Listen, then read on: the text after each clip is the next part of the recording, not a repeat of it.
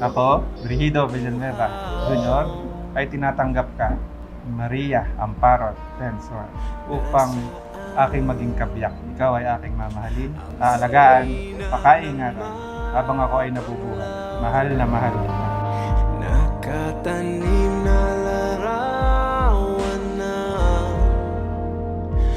pag-ibig na sumisigaw.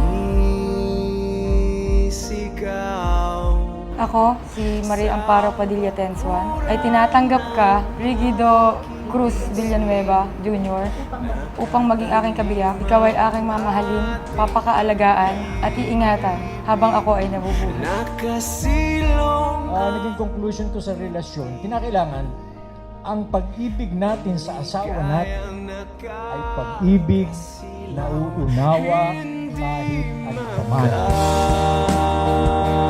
lipad at basa ng ulan ang pagtingin sa'yo'y nasa likod Tagal naman. ating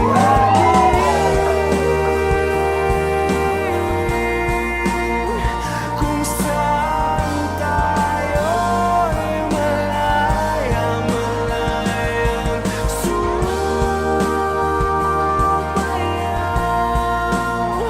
at sambitin ang pagtingin. Kailangan po ang mag-asawa ay bigayan. Yan. Yan po ang number one dyan, bigayan. Pag meron ka gido, bibigay mo kay giliw, di ba? Pag meron si giliw, huwag mo ibibigay. Sa iyo lang yun.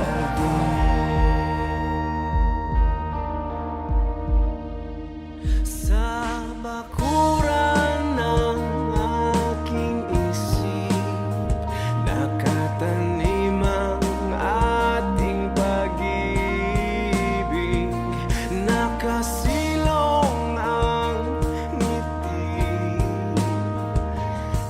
Ito na yun. Ito na yung time na binigay ni Lord sa atin. Saka sa dami ng mga pagsubok na dumating. Ito na yung simula ng journey natin bilang mag-asawa. And kaya lang natin si Lord yung kumilos sa atin mga una para magsaksi tayo bilang mag-asawa.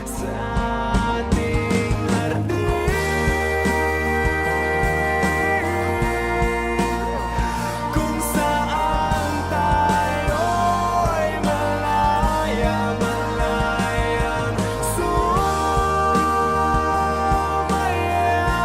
Di ako sa harap ng korting to, sa harap ng pamilya ko, mga kaibigan. Siyempre, sa harap mo, harap ng Diyos. Kung ano may nilalaan pa niyang mga panahon na para sa atin, kailangan natin maging masaya. So, nagpapakasal ako sa'yo ngayon dahil isa na rin para patunayan yung pagmamahal ko sa'yo, sa pamilya mo.